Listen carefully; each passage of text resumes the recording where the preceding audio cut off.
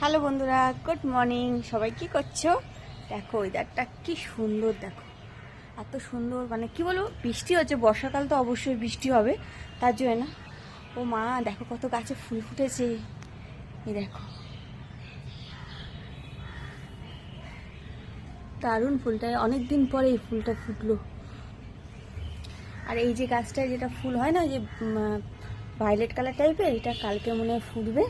আর এখানে দেখো গাছে কত রকমের ফুল ফুটেছে, মানে জবা ফুলই ফুটেছে, বর্ষায় বেশিরভাগ জবা ফুলই হয়, দেখেছো, সাদা, গোলাপি, আর যেগুলো অনেকগুলো ফুটে সেগুলো পড়ে গেছে, এই হচ্ছে ব্যাপার। আর এই হচ্ছে ওয়েদার, দেখো বুঝছো,